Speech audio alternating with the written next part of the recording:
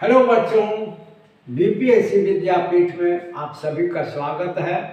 और अभी हम लोग मॉडर्न इंडिया से रिलेटेड मोस्ट इम्पोर्टेंट टॉपिक जो कंपटीशन में काफ़ी पूछे जाते हैं, जिनकी फ्रीक्वेंसी बहुत अधिक है, उनकी चर्चा हम लोग कर रहे हैं और इस पर लगातार हम वीडियो जारी कर रहे हैं।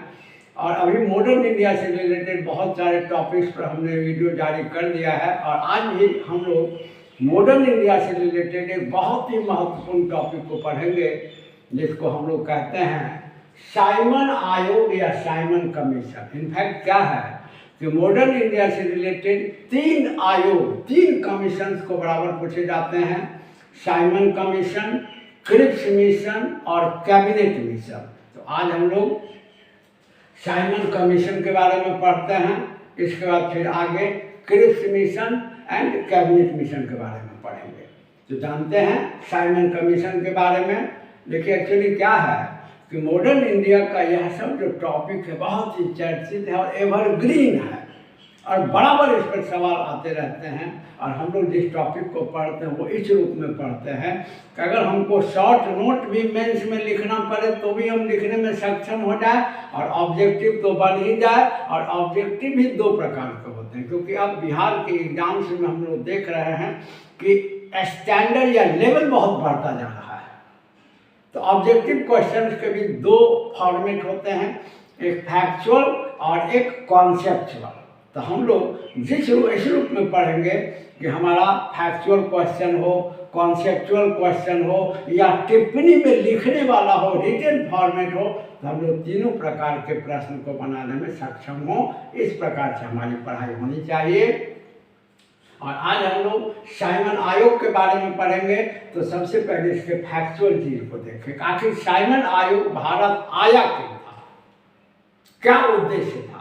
तो जैसा कि हम सभी जानते हैं कि 1919 के अधिनियम की समीक्षा के लिए आया था। एक हमारा ऑब्जेक्टिव में सवाल बनेगा कि इसका उद्देश्य था 1919 के अधिनियम की समीक्षा करना। इनफैक्ट क्या है कि 1919 में जो भारत सरकार अधिनियम लागू किया गया था, उसी में यह प्रावधान था कि आज के 10 वर्ष बाद एक आयोग भारत आएगा इस बात की जांच करने के लिए कि 1919 के एक्ट के अकॉर्डिंग इंडिया में शासन कैसे चल रहा है, क्या इसमें किसी सुधार की आवश्यकता है। तो 1919 के अधिनियम में ही यह प्रावधान था कि आज के 10 वर्ष बाद एक आयोग भारत आएगा 1919 के अधिनियम की समीक्षा के लिए। तो इसी संदर्भ में साइमन आयोग भारत आया और इसका उद्देश्य 1919 के अधिनियम की समीक्षा करना था। हालांकि ध्यान रखें, प्रावधान था 10 वर्ष बाद, लेकिन उससे पहले ही साइमन आयोग भारत आया। अब फैक्चुअल क्वेश्चन पूछता है कि इसका गठन कब हुआ। तो ध्यान रखें कि इसका गठन 8 नवंबर 1927 ईस्वी को ब्रिटेन में हुआ और इस काल में ब्रिटेन के प्राइम मिनिस्टर थे रैमजे मैकडोनाल्ड। रैमजे मैकडोनाल्ड के काल में 8 नवंबर 1927 ईस्वी को ब्रिटेन में साइमन आयोग का गठन हुआ। ये बहुत ही प्रमुख फैक्चुअल सवाल होता है। और इसमें थे कौन? एक्चुअली क्या है कि इसमें ब्रिटेन के संसद के 7 सदस्य थे। ब्रिटेन के संसद के 7 सदस्य थे और चूंकि सातों के सातों अंग्रेज थे, इसीलिए इसका एक उपनाम भी है। प्रतियोगिता परीक्षा में बराबर यह प्रश्न पूछा जाता है कि निम्न में किस आयोग को श्वेत आयोग या व्हाइट मैन कमीशन कहा जाता है। तो अनडाउटेबली साइमन कमीशन को ही व्हाइट मैन कमीशन या श्वेत आयोग कहा जाता है। यहाँ श्वेत संकेत करता है अंग्रेजों को जो गोरा होते हैं। तो चूंकि इसमें केवल गोरे सदस्य थे, सभी के सभी अंग्रेज थे, यही इसके विरोध का कारण भी बना था। ये 1919 के अधिनियम की समीक्षा करने के लिए आया, इससे किसी का विरोध नहीं था। विरोध इस बात से था कि आप वैसे अधिनियम की समीक्षा करने के लिए आए हैं जिनको आप ही ने लागू किया है और आप कितने निष्पक्ष और ईमानदार हैं, इसकी जानकारी तो भारतीयों को है ही। तो अगर आप निष्पक्ष जांच करना चाहते हैं तो इसमें भारतीयों को भी रखिए, लेकिन ऐसा नहीं था। इसमें सातों के सातों सदस्य अंग्रेज थे, गोरे थे, इसलिए इसको श्वेत आयोग या व्हाइट मैन कमीशन भी कहा जाता है। इस नाम से प्रश्न आते हैं। और इसका चेयरमैन जो था, अध्यक्ष जो था, वह जॉन साइमन था, इसलिए इसका नाम साइमन आयोग पड़ा। और यह भारत जो आया, यह भारत आया आपको 3 फरवरी 1928 ईस्वी को बॉम्बे में। ये फैक्चुअल पोर्शन को कवर करता है। भारत आया 3 फरवरी 1928 ईस्वी को बॉम्बे में पहुंचा। और जैसे ही यह भारत पहुंचा, जैसे कि हमने आपको बता दिया कि इसका पूरे भारत में सर्वत्र विरोध हुआ। और विरोध का कारण ये था कि इसके सभी सदस्य अंग्रेज थे, जिन पर भारतीयों को थोड़ा भी भरोसा नहीं था, जिनकी ईमानदारी और न्यायप्रियता से भारतीय बिल्कुल खफा हो चुके थे।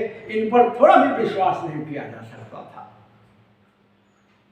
इसीलिए इसका सर्वत्र विरोध हुआ। और इसको विरोध करने वाले जो मुख्य दल थे, उसमें भारतीय राष्ट्रीय कांग्रेस, मुस्लिम लीग, हिंदू महासभा, सभी ने विरोध किया इसका। तो मुख्य विरोधी जो दल थे वो कांग्रेस, भारतीय राष्ट्रीय कांग्रेस, मुस्लिम लीग और हिंदू महासभा। और इसके विरोध में जगह जगह काला झंडा दिखाया गया और साइमन गो बैक के नारे लगाए गए। जहाँ जहाँ ये ट्रेन से पहुँचते, उस काल में तो यातायात का मुख्य साधन ट्रेन हुआ करती थी। और ट्रेन से जहाँ जहाँ ये जिस स्टेशन पर पहुँचती थी, पहले से ही विरोधी काला झंडा लेकर के खड़ा रहते थे एंड साइमन गो बैक का नारा लगाते थे। तो जगह जगह इसको काला झंडा दिखाया गया और साइमन गो बैक का नारा लगाया गया। अब इसमें एक बड़ा ही प्रमुख प्रश्न ऑब्जेक्टिव में आता है कि साइमन कमीशन के विरोध के दौरान किस राष्ट्रीय नेता की मौत हो गई। तो हम सभी जानते हैं कि साइमन कमीशन का विरोध जो है, यह प्रबल विरोध करने वालों में लाला लाजपत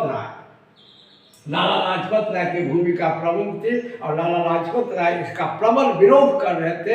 इसी विरोध प्रदर्शन के दौरान पुलिस ने लाठी से लाजपत राय के सिर पर प्रहार कर दिया और लाजपत राय बुरी तरह से घायल हो गए, जिसके कारण इनकी मौत भी हो गई। और इसी में इन्होंने कहा कि मेरे सिर पर पड़ा हुआ एक एक लाठी अंग्रेजों के ताबूत में कील का काम करेगा। यह क्वेश्चन भी पूछा जाता है कि किसने कहा और कब कहा। तो जब लाला लाजपत राय विरोध प्रदर्शन के दौरान बुरी तरह से घायल हो गए, तो उसी के बाद उन्होंने ये कोटेशन कहा था और इसके बाद इनकी मृत्यु हो गई। लाला लाजपत राय, जिनको हम लोग पंजाब केसरी के नाम से भी जानते हैं। तो वह राष्ट्रीय नेता जिनका साइमन कमीशन के विरोध प्रदर्शन के दौरान मौत हो गई, वह लाला लाजपत राय थे। इसके बाद जब भारतीयों में प्रबल विरोध की प्रवृत्ति देखी, जगह जगह इसका विरोध किया जाने लगा, तो इस काल का जो गवर्नर जनरल था आपको लॉर्ड इरविन, इसने भारतीयों को शांत करने के लिए घोषणा कर दी। और इसने घोषणा किया अक्टूबर 1929 को कि भारत को डोमिनियन स्टेट, अधिराज्य का दर्जा दिया जाएगा। भारतीयों को किसी तरह से फुसला करके, बहला करके ही काम लोग करते थे। शांत करने के लिए घोषणा कर दिया इन्होंने, लॉर्ड इरविन ने, अक्टूबर 1929 में कि भारत को डोमिनियन स्टेट का दर्जा, अधिराज्य का दर्जा दिया जाएगा। लेकिन यह कब दिया जाएगा, इसकी कोई समय सीमा निर्धारित नहीं थी। इस कारण वामपंथी वर्ग के लोग काफ़ी असंतुष्ट हो गए। तो जब यह प्रश्न आता है कि साइमन कमीशन के विरोधियों को शांत करने के लिए क्या घोषणा की गई, तो ध्यान रखेंगे कि इस काल में लॉर्ड इरविन द्वारा यह घोषणा की गई कि भारत को डोमिनियन स्टेट का दर्जा दिया जाएगा। हालांकि इसकी कोई समय सीमा नहीं बताई गई थी। इस कारण से भारतीय और खास करके वामपंथी काफ़ी असंतुष्ट हो गए। फिर भी साइमन कमीशन एक निर्लज कमीशन, जगह जगह विरोध हो रहा है, लेकिन फिर भी यह जगह जगह घूम के 1919 के अधिनियम की समीक्षा किया और समीक्षा करके अपना रिपोर्ट प्रकाशित कर दिया। यहाँ फिर प्रश्न आता है इसका रिपोर्ट कब प्रकाशित हुआ, तो साइमन कमीशन का रिपोर्ट जून 1930 में प्रकाशित हुआ। याद रखेंगे इतिहास में तिथि और ईस्वी का महत्व होता है, सभी का नहीं, लेकिन कुछ बहुत प्रमुख घटना घटी है उसमें। तो साइमन कमीशन का गठन हुआ 8 नवंबर 1927 को। इंडिया आया 3 फरवरी 1928 को और अपना रिपोर्ट दिया जून 1930 में। और इसके रिपोर्ट में 2 प्रमुख अनुशंसा की गई थी। सबसे पहले यह कि प्रांतों में द्वैध शासन को समाप्त किया जाए, क्योंकि इससे प्रांतों का शासन बढ़िया नहीं चल रहा। ये अच्छी बात थी, इसको हम लोग नेगेटिव नहीं लें। और यहाँ एक प्रश्न हमारा है, बराबर पूछते हैं कि किस अधिनियम द्वारा प्रांतों में द्वैध शासन डायरकी को लगाया गया। तो हम सभी जानते हैं कि इसी 1919 के अधिनियम द्वारा प्रांतों में डायरकी को इंट्रोड्यूस किया गया था, द्वैध शासन को, जिसके चलते प्रांत की शासन व्यवस्था बिगड़ गई थी। तो साइमन कमीशन चूंकि इसकी अधिनियम की समीक्षा कर आया था, इसमें क्या क्या कमी है, कहाँ सुधार करना चाहिए, उसके लिए आया था। इसने समीक्षा में पाया कि वास्तव में 1919 के अधिनियम द्वारा जो प्रांतों में द्वैध शासन की व्यवस्था की गई है, इसके कारण प्रांतों की शासन व्यवस्था लचर गई है, इसको समाप्त किया जाना चाहिए। इसने अपनी अनुशंसा में कहा कि प्रांतों में डायरकी द्वैध शासन को समाप्त कर दिया जाए। और दूसरा इसने रिकमेंडेशन किया कि प्रांतों को अधिक से अधिक स्वायत्तता दी जाए, अधिक से अधिक छूट दी जाए, केंद्र से अधिक स्वायत्तता दी जाए, ताकि यह स्वतंत्र ढंग से अपना शासन चला सके। तो साइमन कमीशन के रिपोर्ट में 2 मुख्य अनुशंसा थी।